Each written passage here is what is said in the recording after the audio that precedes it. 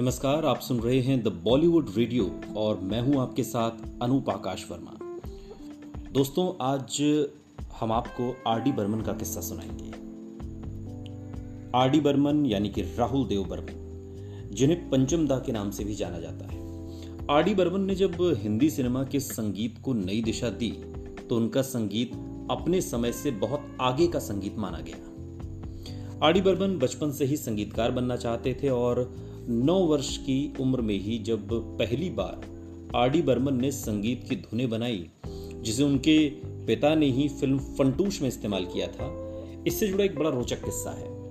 RD. Burman की परीक्षा में नंबर कम आए तो पूरे घर में कोहराम मच गया। सचिन देव बर्मन यानी कि एस.डी. बर्मन मुंबई में रहते थे और एस.डी. बर्मन एक जाने माने संगीतकार के रूप में मुंबई में खुद को स्थापित कर चुके थे। ये उन दिनों की बात है।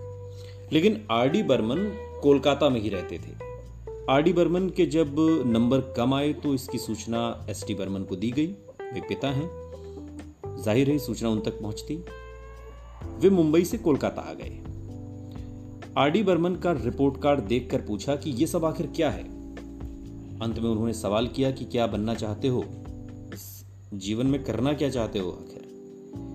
तब आर.डी. बर्मन ने अपने पिता से कहा कि वे आपसे भी बड़ा संगीतकार बनना चाहते हैं। इस पर एस.डी. बर्मन ने उनसे पूछा कि कोई धुन बनाई भी है, कुछ जानते हो इस बारे में। तुमने इस पर आर.डी. बर्मन ने 1 नहीं 2 नहीं पूरी 9 धुनें पिता के सामने रख दी।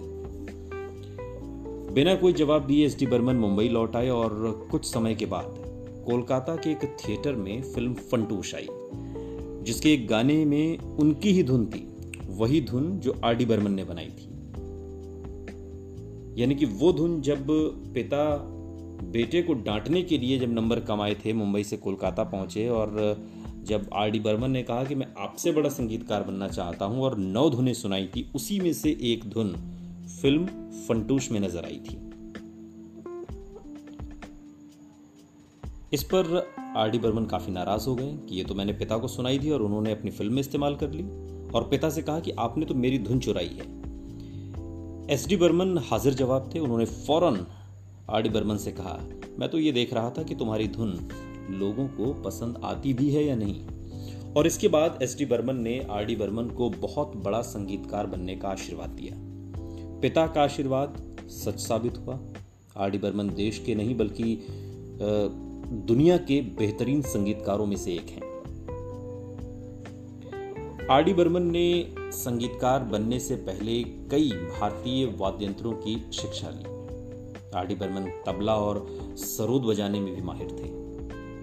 आर.डी. बर्मन पहले ऐसे भारतीय संगीतकार रहे जिन्होंने क्लासिकल म्यूजिक के साथ जैज म्यूजिक को मिलाकर पेश किया, और उनके खाते में सैकड़ों सुपरहिट गाने दर्ज हैं।